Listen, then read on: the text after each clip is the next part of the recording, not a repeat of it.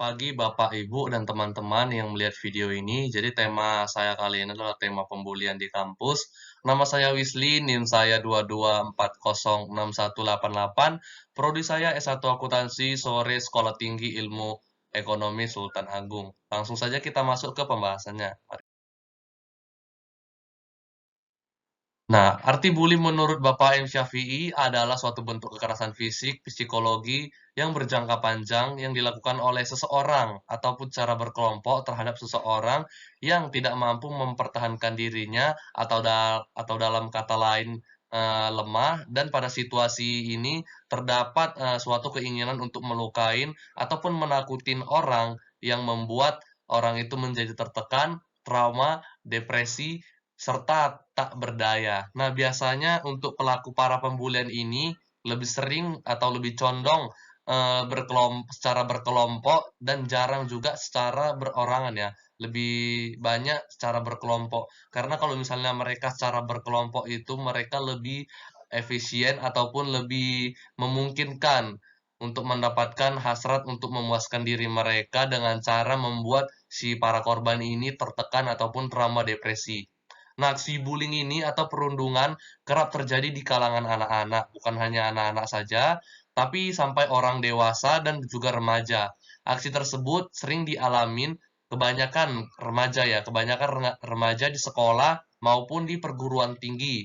Dan ada satu kasus yang pernah terjadi di Indonesia, yaitu tentang mahasiswa yang berkebutuhan khusus di Universitas Gunadarma yang bernama Muhammad Farhan. Dia dilakukan secara tidak wajar karena, karena mungkin kekurangan fisiknya ya. Nah, masalah pembulian. Masalah yang terjadi jika pembulian dilakukan terhadap seseorang. Yang pertama itu masalah psikologi. Nah, masalah psikologi ini, biasa terjadi, bisa mengakibatkan depresi atau gangguan kecemasan, serta hilangnya minat pada sesuatu yang disukain. Karena kalau misalnya orang dibully, pasti dia akan teringat selalu bagaimana rasa sakitnya itu dibully. Kita lanjut lagi, yang kedua adalah masalah fisik. Nah, masalah fisik ini bukan hanya bagian mental saja ya, tapi juga bisa bagian sekujur tubuh ataupun bagian tubuh-tubuh yang lain. Bullying ini banyak juga mengakibatkan gangguan organ, bukan hanya pada memar saja dan rasa luka terhadap kekerasan fisik. Biasanya kalau misalnya para pembuli ini, para pelakunya ini melakukan itu bisa dengan cara memukul atau menampar ataupun sebagai lainnya. Nah, yang ketiga adalah gangguan tidur. Gangguan tidur. Para korban bullying juga sering mengalami masalah kesulitan tidur nyenyak ya, karena trauma bully yang dia alamin. Jadi kalau misalnya para pelaku membuli korbannya, korbannya bakalan sulit untuk tidur karena mereka bakalan teringat dan harus bangun pagi lagi untuk bertemu dengan mereka lagi. Nah, sepertinya seperti biasanya seperti itu. Nah, pikiran untuk bunuh diri, korban bullying juga yang berusia anak-anak ataupun sampai remaja juga memikirkan, dia berpikir sebagai seperti ini, "Apa aku bunuh diri saja?" Karena kebanyakan para perundung ini mengakibatkan teman-temannya sampai berpikir seperti itu karena mereka tiap hari dibully, dibully, dibully, dan nggak ada artinya hidup sama sekali. Lebih baik mereka bunuh diri. Seperti itu mungkin pemikiran, para korban-korbannya ya. Oke, untuk sulit percaya. Nah, sulit percaya ini, seseorang, anak-anak, ataupun remaja yang dibully, mereka akan sulit untuk percaya kepada orang-orang lain karena, dia sudah hilang kepercayaan terhadap orang-orang yang dia percayain dan ternyata orang itu membuli dirinya. Pembulian atau perundungan. Nah, pembulian atau perundungan ini adalah sering terjadi di lingkungan sekolah ataupun di lingkungan kampus, dan tindakan ini adalah tindakan yang tidak seharusnya dan tidak boleh dilakukan, karena itu melanggar HAM. HAM itu adalah hak asasi manusia, dan itu sudah melanggar peraturan ya, dan sudah ada terdapat juga di undang-undang. Harkat dan martabat orang yang dibully, ataupun apapun kondisi fisiknya, kenyataannya itu yang melekat pada dirinya adalah pemberian dari Tuhan Yang Maha Esa yang kita harus hormatin dan kita harus junjung tinggi, dan negara juga harus melindunginya. Bukan hanya negara, kita juga sebagai manusia harus melindungi orang-orang yang berkekurangan fisik karena itu sudah pemberian dari Tuhan Yang Maha Esa dan kita harus mensyukurinya. Tindakan tegas terhadap pelaku perundungan. Nah, tindakan tegas ada beberapa cara, yaitu yang bisa kita, atasin ataupun bisa guru-guru ataupun yang di atas kita yang berwajib bisa ngatasinnya.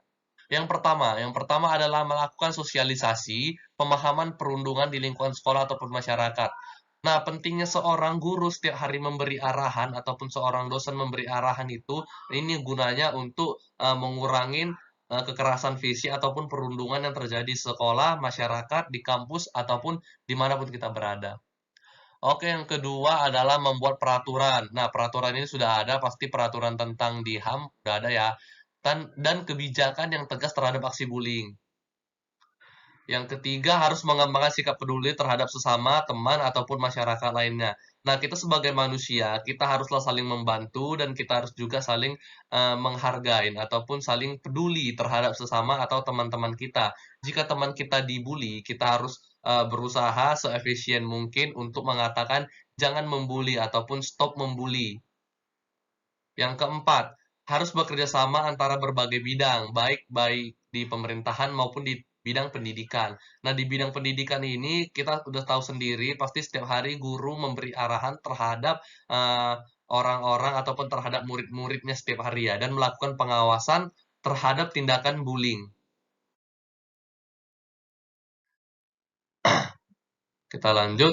Nah, hasil pembahasan pada konsep human right ataupun kondisi fisik seseorang adalah pemberian Tuhan Yang Maha Esa yang harus dihormatin dan negara harus melindunginya. Aksi bullying ini perundungan sering terjadi di sekolah ataupun di kampus, di lingkungan masyarakat, juga bisa terjadi pada anak-anak, remaja, ataupun orang dewasa. Yang menyebabkan korban bullying adalah sesuatu karena korban bullying itu ada yang berbeda pada dirinya.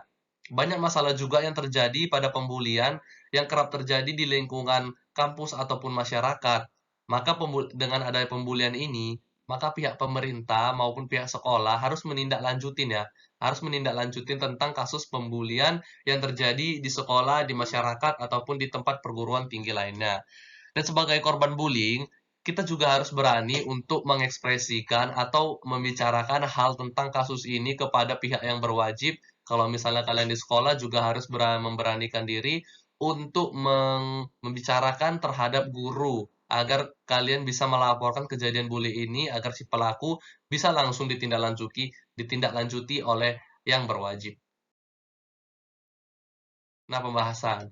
Banyak para ahli yang menolak tindakan bullying ini, salah satunya adalah Bapak M. Syafi'i dan Bapak Syarif Nur Hidayat. Bapak M. Syafi'i sendiri berpendapat bahwa bullying ini memiliki arti suatu bentuk kekerasan fisik yang berjangka panjang dan dilakukan oleh seseorang ataupun secara berkelompok terhadap seseorang yang tidak mampu mempertahankan diri atau dengan kata lain lemah di lingkungannya dan terdapat suatu keinginan untuk melukai atau menakutin orang-orang yang dapat membuat orang itu menjadi tertekan. Nah, ini biasanya yang melakukan ini adalah si pelakunya, pelaku atau oknum ya.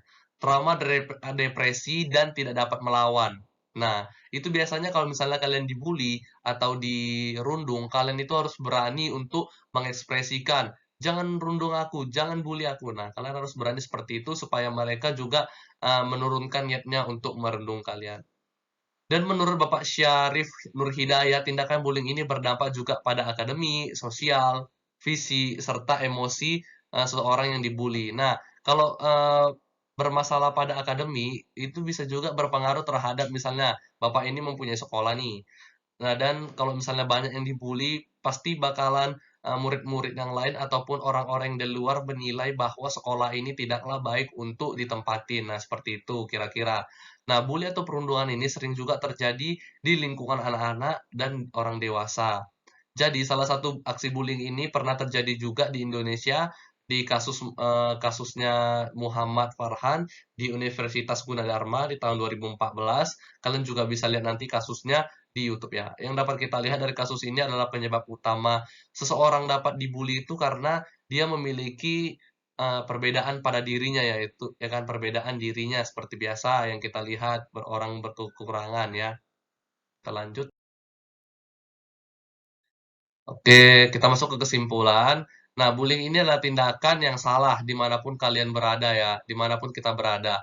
Jadi bullying ini, arti dari segala bentuk penindasan atau kekerasan yang dilakukan dengan secara sadar dan secara sengaja oleh satu orang ataupun secara berkelompok untuk memiliki kekuatan atau kekuasaan. Tujuannya untuk menyakitin dan untuk mencari rasa kepuasan terhadap dirinya sendiri ya. Jadi semakin mereka puas terhadap orang yang dibully, maka mereka juga tujuan menyakitinya semakin tinggi.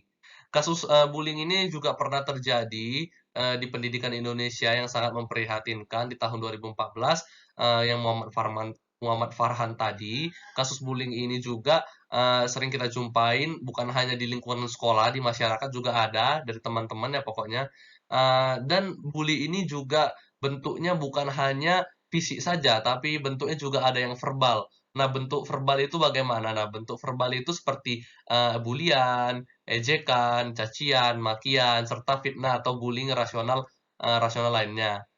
Nah, jadi contoh kasus bullying Farhan di Universitas Gunadarma itu kalian bisa lihat contohnya di sini. Kejadian tanggal 14 Juli di tahun 2014. Nah, ini sebagian contoh yang saya ambil dari Google ya, contoh gambarnya kalian nanti bisa lihat di YouTube. Kalian bisa lihat atau mencari tahu tentang Muhammad Farhan ini ya. Saran kita lihat di sini yang pertama sarannya. Yang pertama adalah peduli terhadap korban bullying dimanapun berada. Nah, misalnya teman kalian ada yang diejek, usahakan itu kita sebagai manusia yang menghormati selama itu untuk berkata jangan mengejek karena manusia itu tidak ada yang sempurna. Nah, minimal kita berkata seperti itu.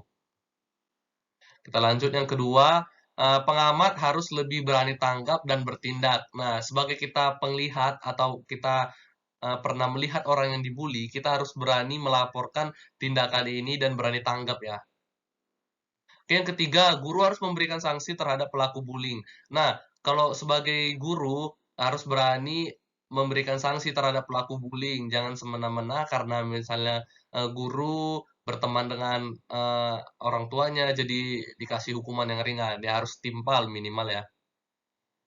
Dan mengintensifkan atau mengawasi para siswa yang dinilai agresif. Nah, misalnya ada muncul nih benih-benih seperti ejekan verbal, ayah kamu gini-gini," misalnya seperti itu. Guru ataupun teman-teman juga bisa langsung, menegur menegur dengan cara halus supaya, untuk menurunkan tingkat bullying yang tinggi ya.